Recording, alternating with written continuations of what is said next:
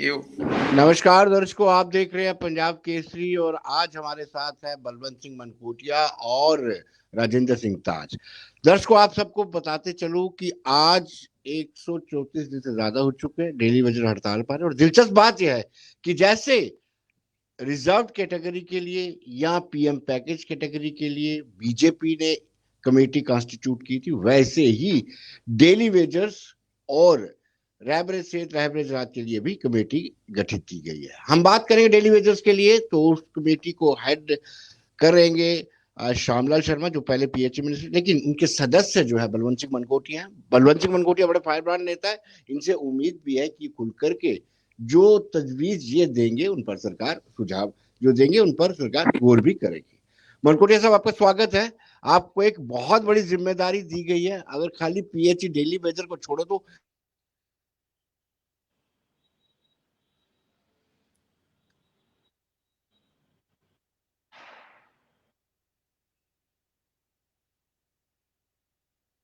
Disconnect हुई है उनदला बस है मेरे सारा ठीक चला रहा है मेरे ख्याल से।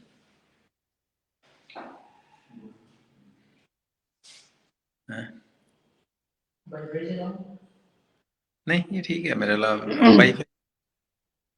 विनोद जी आवाज नहीं आवाज थोड़ी। हेलो तारा जी।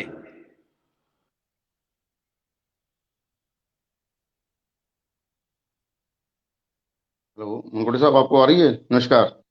हाँ मुझे आपकी आ रही है, विनोद जी की। हम पास विनोद जी की मुझे भी नहीं आ रही। चलो फिर हम ही डिस्कशन कर लेते हैं। जी जी जी जी। अभी आ जाते हैं वो। ठीक है। ठीक है। शायद सिग्नल की प्रॉब्लम होगी कोई। हाँ सिग्नल भी आजकल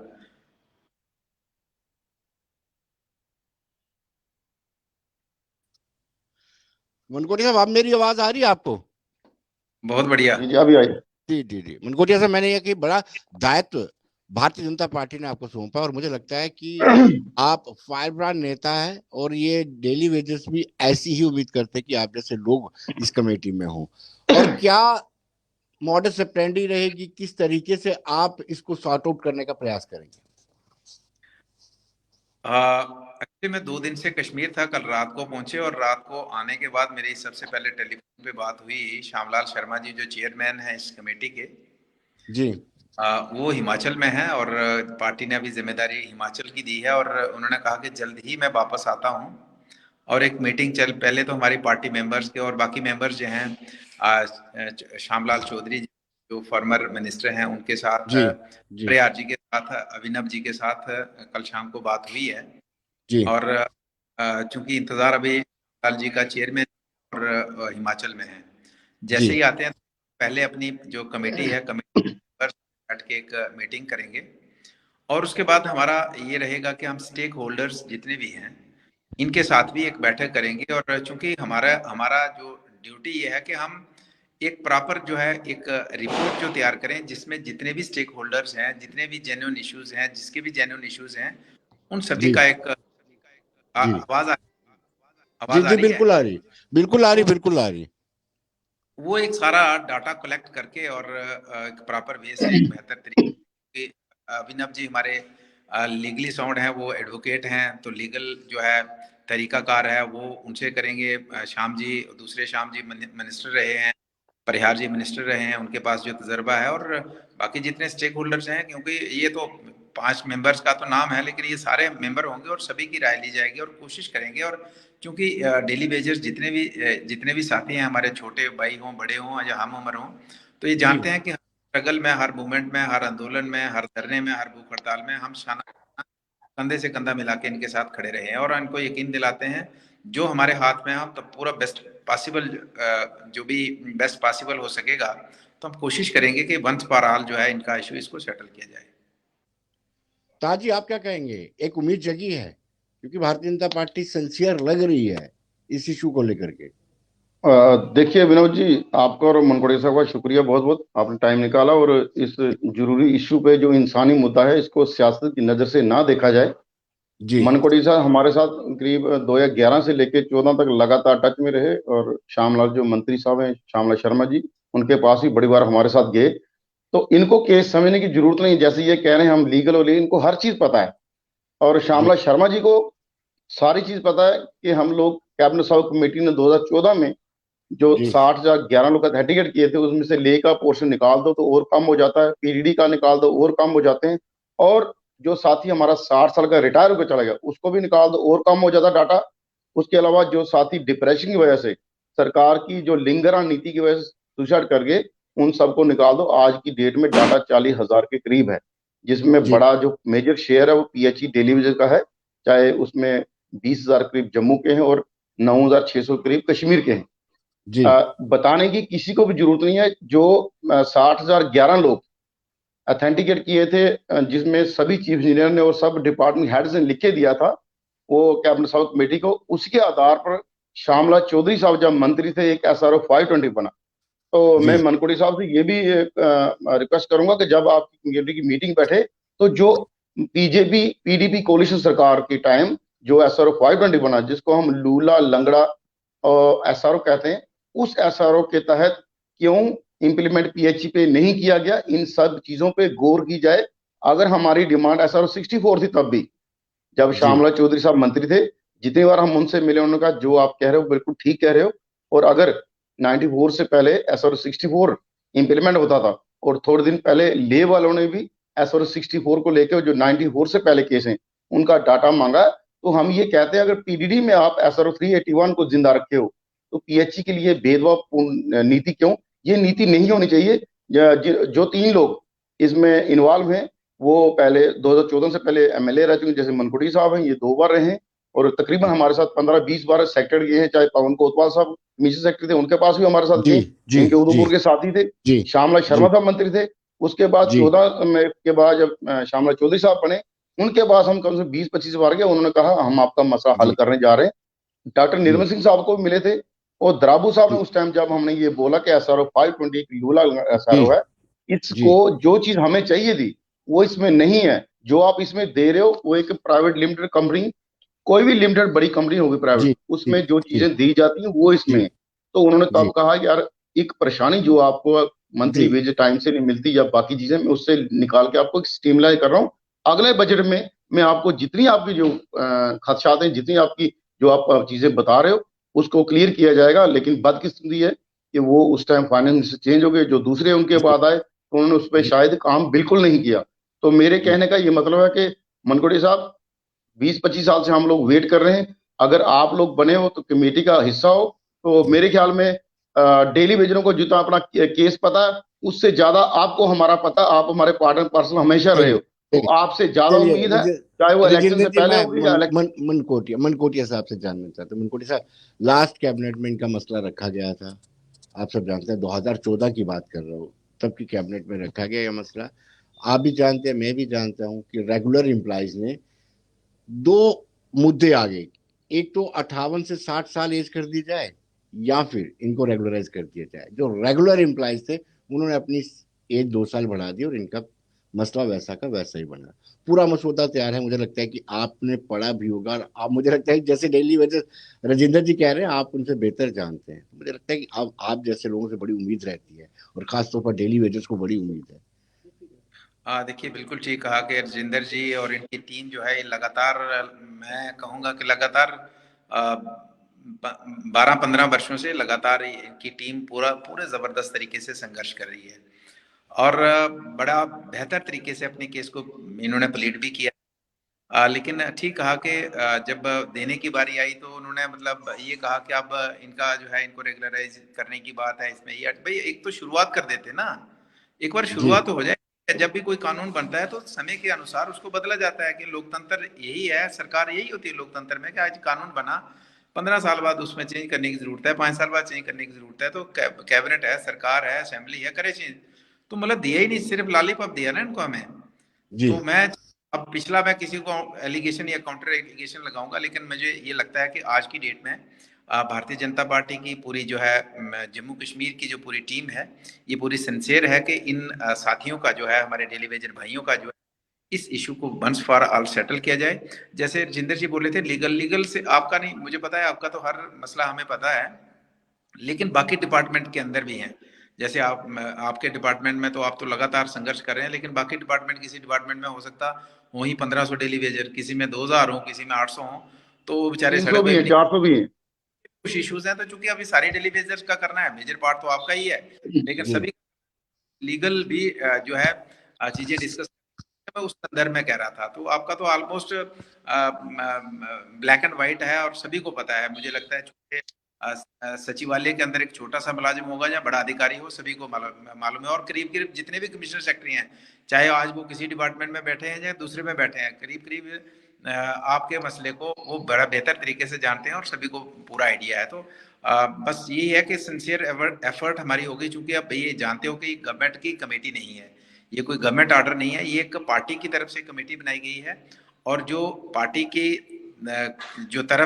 पार्टी की तरफ से जो भी जो कोशिश जो है, वो कमेटी जो है एक ऐसा एक मतलब मसौदा तैयार करेगी कि जो प्रॉपर वे से जब प्रेजेंटेशन गवर्नमेंट के, एलजी सरकार के आगे होगी, तो उसमें इस तरीके से कोशिश की जाएगी कि कोई लैकुना नहीं रहे और वो इनकार नहीं कर पाए। तो इसकी जो रेगुलराइज पॉलिसी है, इसको इम्प्लीमेंट किया जाए।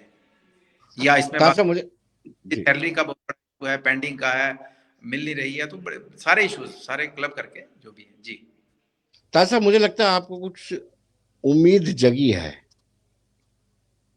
देखिए, उम्मीद इसलिए है कि इस 5 मेंबर कमेटी में जो 4 लोग हैं डायरेक्ट सरकार के साथ वो रहे हैं, और उन 4 में से अगर आप 2 लोग मनकोड़ी साहब और श्यामला शर्मा जी को निकाल रख दो, तो या श्यामला चौधरी जी को रख लो।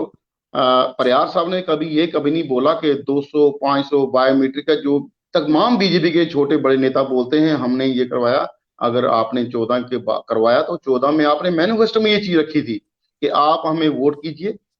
और मनकोड़ी साहब भली भांति जानते हैं कि 14 में डेली विजन ने कसम खाई थी कि हमने कोई भी कैबिनेट मिनिस्टर पुरानी सरकार का जीतने देना, क्योंकि इन्होंने हमारे साथ चीटिंग की है, इन्होंने हमारा केस अच्छी तरह रखा नहीं है जहां रखना चाहिए था। तो आज भी अगर 14 की पहली बातें की जाए कि हमने आपको बायोमेट्रिक कराया, सरकार का सिस्टम है जो अपग्रेड होता है, हम मोबाइल भी लेते हैं उसको भी मनकोड़ी साहब अपग्रेड करते हैं। तो सरकार का सिस्टम जो कंप्यूटराइज होगा उसमें सभी लोग होंगे, लेकिन ये बार बार हमारे जख्मों पे नमक छिड़का जाता है कि आप 500 800 आपको पिछले सरकारों ने लगाया। तो अगर पिछले सरकारों ने लगाया तो वो कोई पाकिस्तानी नहीं थे, वो भी लोग थे, उन्होंने रोजगार दिया, चाहे गलत तरीके से कोई कह रहे गलत दिया, कम दिया, लेकिन वो चीज हो सकती है। लेकिन रोजगार देने का छोटा बड़ा काम किया, लोगों का घर चल रहा था। आज आके ये कहा जाए कि हमने आपको 900 9,000 दे दिया, हमने आपको मिनिमम वेज दे रहे हैं। तो मनकोड़े साहब मेरी आपसे रिक्वेस्ट रहेगी, मिनिमम वेज अलग चीज है, पेंडिंग वेज अलग है, रेगुलेशन प्रोसेस जो है वो हमारा मान सम्मान है। समाज में आप रोत रहते हो, ग्राउंड में रहते हो, हमारे लोगों की क्या हालात है आपसे बेहतर कोई नहीं जानता, श्यामला शर्मा जी से बेहतर कोई नहीं जानता, शक्ति परियार जी से बेहतर कोई नहीं जानता, श्यामला चौधरी से बेहतर कोई नहीं जानता, क्योंकि आप 2 बार 3 बार एमएलए रहे हो और आप लोगों को बीच आते हो। हमारी बच्चियां, जो हमारे साथियों बच्चियां जवान हो रही हैं, उनके रिश्ते होने में परेशानी आती है। हमारे बच्चे हमें हीन भावना से देखते हैं कि हमारा बाप कौन सी नौकरी कर रहा है, और कहते हैं छोड़ दो पापा ये नौकरी, कोई और काम कर लो, कम से कम हमें कोई ये तो नहीं बोले कि डेली वेज का बच्चा है। ये एक इंसानी मुद्दे के साथ साथ आज सामाजिक और मान सम्मान की लड़ाई है। हमें मिनिमम वेज में 50,000 25,000 मत दे दो, हमें कम दे दो, 21 मत दे दो, 21 से 18 दे दो, लेकिन हमें रेगुलाइज करो। ये हमारा मुतालबा हम पिछले कई सालों से, और आप इस संघर्ष में हमारे लगातार साथ रहे हो। शायद मुझे ये नहीं लगता कि मैं आपको इतनी बातें सुनाऊं, क्योंकि आपको हर एक बात पता है। और श्यामलाल शर्मा साहब को मेरे ख्याल में किसी भी डेली वेजेस से ज्यादा नॉलेज या डॉक्यूमेंट्स की, अगर कोई ऑफिसर कोई कमिश्नर या कोई कमिश्नर सेक्रेटरी ये बात कहता है, जब 2014 से पहले सरकार थी या उसके बाद सरकार आई, अगर एसआरओ बने हैं तो उन एसआरओ को इम्प्लीमेंट क्यों नहीं किया जाता, सिर्फ रोके हुए हैं एसआरओ, बड़ी बात कोई नहीं। एसआरओ 64 रोका गया, एसआरओ 520 में अमेंडमेंट करके लागू करना, 7,000 के करीब फाइल पीएचई डेली वेज की वहां पड़ी है, और उनमें जीएसए नंबर भी लगे थे। और आपसे उम्मीद यह है कि हमें 4th क्लास जो मिनिमम सबसे छोटा जो एक पोस्ट है, हम उसकी अंगेज मांग रहे हैं, हमको गजट पोस्ट नहीं मांग रहे। हमारा भी मान सम्मान है, हम भी इंसान है, और पार्टी की तरफ से मनकोटिया साहब से जानना चाहिए। मनकोटिया साहब, इनको डाउट है कि आप मिनिमम वेजेस एक्ट का लॉलीपॉप इनको दे देंगे और रेगुलराइज नहीं करेंगे, जबकि ये बिल्कुल तैयार नहीं है। कहते कि सैलरी कम मिले लेकिन रेगुलराइज होना चाहिए, डेली वेजर का जो स्टिग्मा लगा हुआ है ये नहीं लगना चाहिए। बिल्कुल बिल्कुल इनका ठीक फरमाना है कि पिछले जब मतलब किसी की शादी भी नहीं हुई थी तो तब भी डेली वेजर था, फिर शादी भी हुई तब भी डेली वेजर, बच्चे भी पैदा हुए डेली वेजर है, बच्चे बड़े भी हो गए, बच्चों की शादियां भी हो गई तब भी डेली वेजर है। तो हर आदमी एक, चूंकि एक ये जो एक सृष्टि का नियम है, चेंज एक लॉ का नेचर है, तो आप मतलब इनका जेन्युइन है। और ये जो जो फाइनेंस का इश्यू जो है तो वो तो बिल्कुल जेन्युइन है, लेकिन इनकी जो है जैसे राजेंद्र जी कह रहे हैं इनके मान सम्मान की बात है, इनका मान सम्मान हमारा सभी का मान सम्मान है। इनकी जो डिमांड है उसमें हम शाना बशाना साथ में रहे। इनके इशू के साथ साथ सबसे इम्पोर्टेंट है जो हमारा इशू है कि अगर ये काम बंद करते हैं, जब कई बार ये पूरे मजबूती से स्ट्राइक करते हैं और मजबूती से, और जब इनके मैक्सिमम लोग जब स्ट्राइक पे आते हैं तो पानी बंद हो जाता है। और आज मैं कहता हूं कि 90% 90% जो है डेली वेजर्स की वजह से पानी जो है हमारे शहर के अंदर हो या हमारे गांव के अंदर हो, इनकी वजह से चल रहा है। आज अगर ये लोग काम करना बंद कर दें तो त्राही त्राही मचेगी, पानी नहीं मिल सकता है। क्योंकि मैक्सिमम जो हमारे जो परमानेंट मुलाजिम हैं तो मैक्सिमम उसमें से रिटायर हुए हैं, उनकी जगह नया कोई लगा नहीं है। पिछले 20 वर्षों से कोई भी नया 20-25 वर्ष लगा लो कि नया जो है परमानेंट मुलाजिम कोई नहीं लगा है पीएचई में, जी इवन दूसरे डिपार्टमेंट के अंदर। तो जिसकी वजह से अगर वो वहां पे अगर 100 के 20 साल पहले वहां 100 लोग थे किसी डिस्ट्रिक्ट के अंदर या डिवीजन के अंदर, तो वहां आज 10 रह गए हैं, तो 10 के बस में ही नहीं है। और वो भी सीनियर हैं, लगभग लगभग वो भी लोग रिटायरमेंट की एज में हैं। उनकी कैपेसिटी मैं नहीं कहूंगा उनको कोई लेकिन जब आप एज निकलती है तो कैपेसिटी करने की कम होती है। यही लोग हैं विदाउट मतलब सैलरी, मतलब साल में 2 साल में एक बार सैलरी मिलती है। फिर सैलरी कितनी इतनी लिमिटेड है कि उसमें आप बच्चों की स्कूल की फीस नहीं दे सकते हो आप। बच्चों को वर्दी लेनी, बच्चों के लिए मतलब बाकी जो घर की जरूरत की चीजें हैं उसके बावजूद काम कर रहे हैं। तो मैं तो कहूंगा कि इनको हमें इनकरेज करना है ऐसे लोगों को जो जिसकी वजह से आज, क्योंकि पानी एक सबसे इंपॉर्टेंट चीज है। बिजली जी जो आज जो बेसिक जो जो हमारे रिक्वायरमेंट है, तो ये अपनी मतलब अपना सबको निशावर करके हमें ये प्रोवाइड कर रहे हैं। तो हमारी अपनी मजबूरी है कि हम इनके लिए दूसरा लड़ें। मनकोटिया साहब, राजनीतिक दृष्टि से भी लाजमी है कि इनका पिछली सरकारों ने कुछ नहीं किया, आपको एक मौका है कि आप कर सकते हैं।